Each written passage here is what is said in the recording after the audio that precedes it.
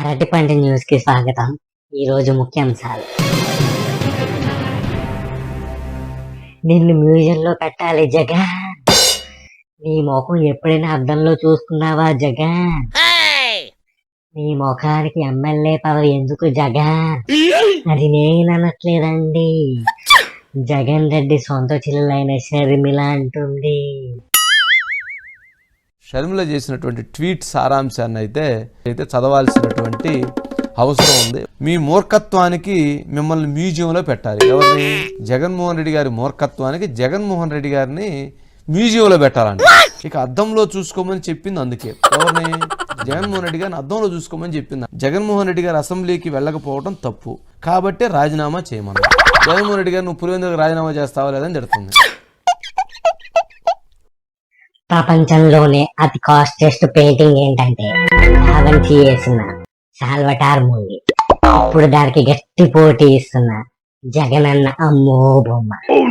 అదేంటో మీరే చూడండి. ఈ ప్రపంచంలోనే అత్యంత ఖరీదైన పెయింటింగ్ లియోనార్డో డావిన్సీ సాల్వటార్ ఉంది. ప్రపంచంలో అత్యంత ఖరీదైన బొమ్మల జాబితాలో వీటన్నిటినీ తోసి రాజని ముందుకొచ్చింది మన ఆంధ్రప్రదేశ్ మాజీ ముఖ్యమంత్రి జగన్మోహన్ రెడ్డి బొమ్మ.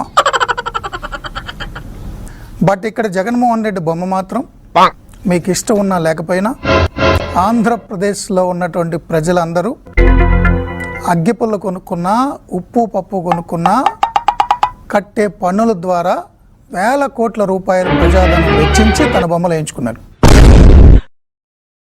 ఈ రెడ్ బుక్ చూసి ఢిల్లీకి వెళ్ళి మరీ పోసుకుని రావాలా అని అడుగుతున్నా Lokesh. Where Chandrababu Naidu's own son, Nara Lokesh, displaying a red book like this.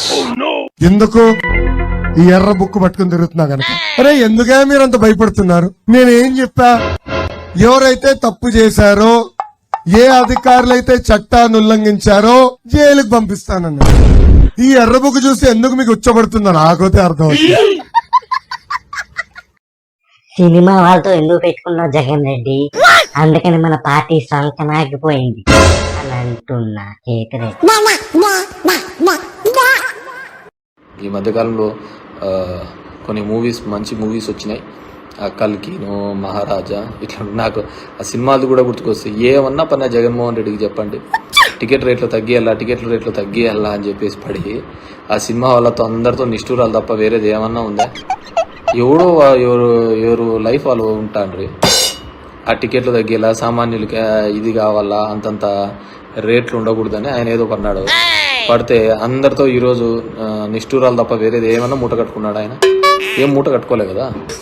అలా ఉంటది. ఒక సైకో అమ్మాయితో ఒక చెట్టు కింద ప్లేట్. అదేంటో మీరే చూడండి. సీరియస్ గా ఎస్ఓటి పోలీసులు సుముటోగా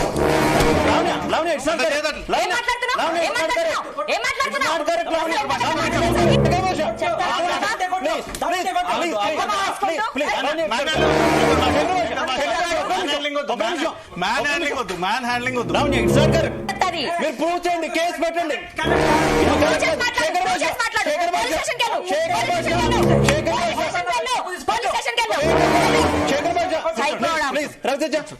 ప్లీజ్ మీ అభిప్రాయాన్ని మీరు చెప్పుకోండి. అతను ఒకసారి మా లాయర్ కి కనెక్ట్ చేయండి. నేనేమంటానంటే అండి, వీళ్ళందరినీ కూడా పిల్లల మీద 2 డ్రగ్ కేసులు ఉన్నాయి కాబట్టి వచ్చి ఎవిడెన్సెస్ ఇచ్చి కోర్టు దగ్గర పిల్లకి శిక్ష ఇచ్చచ్చు కదా. శేఖర్ బాషా గారు కానీ, ఆ పిల్లలు కానీ, ఎవరైనా కానీ వచ్చి శిక్ష ఇచ్చచ్చు కదా. ఈడేమో ప్రతి ఛానల్కి వెళ్ళి ఒంటరిగా కూర్చుంటాడు, హోమోసెక్షువల్ లాగా. ఎవరిని రానివ్వడు, ఎవరితో డిబేట్ చేయడు. ఈ బొగ్గడు ఎది పడుతుంది సార్ ప్లీజ్ సార్, ఒక్కసారి నేను వెళ్ళిపోవాలనుకుంటే మీరు సార్ ఒక్క మాట ప్లీజ్ సార్. యాంకర్ గారు శివ గారు ఒక మాట చెప్తున్నా. నో ఒక మాట ప్లీజ్, నా మాట వింటారా? నేను వెళ్ళిపోనా? నా మాట వింటే ఉంటాను. ఆయన పదే అన్పార్లమెంటరీ లాంగ్వేజ్ వాడుతున్నా కూడా you still taking him on. That is your fault. చెప్తున్నా మాట్లాడండి తప్ప మ్యాన్ హ్యాండ్లింగ్ వద్దు. కూర్చోండి మీకు కావాల్సిన చెప్పులు చేతులు వేసుకుంటున్నారా?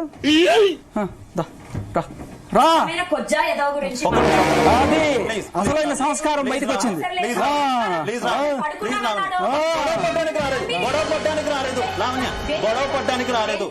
అటు పెళ్ళానికి ఫోన్ కలపండి ఒకసారి. కేటీఆర్ని అసెంబ్లీ నుండి ఎత్తుకెళ్తున్న ఆఫీసర్లు.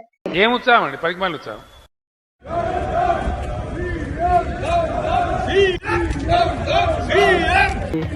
తెలంగాణ ఆడబిడ్డలను అవమానించిన ముఖ్యమంత్రి వెంటనే. మీరు నవ్వుడు కాదండి, చాలా సీరియస్ మ్యాటర్. తెలంగాణ ఆడబిడ్డలను అవమానించిన ముఖ్యమంత్రి వెంటనే క్షమాపణ చెప్పాలి. నువ్వు అట్లే అరువు జీవితం అంతా అరుస్తూనే ఉంటావు. చెప్పేది తిని కదా, ఇంటి వినాలి కదా, బుర్ర ఉండాలి కదా. తెలంగాణ ఆడబిడ్డలను అవమానించిన ముఖ్యమంత్రి వెంటనే. ఏ ఆగవా లొల్లి పాడు. ఇక పొద్దున్న గుగ్గలకి ఇప్పుడే చెడిపోయినా వాడు. నాకు తెలీదు, పద ముందు స్టేషన్ కి. చైతి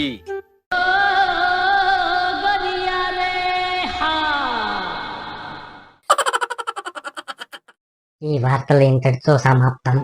నమస్కారం.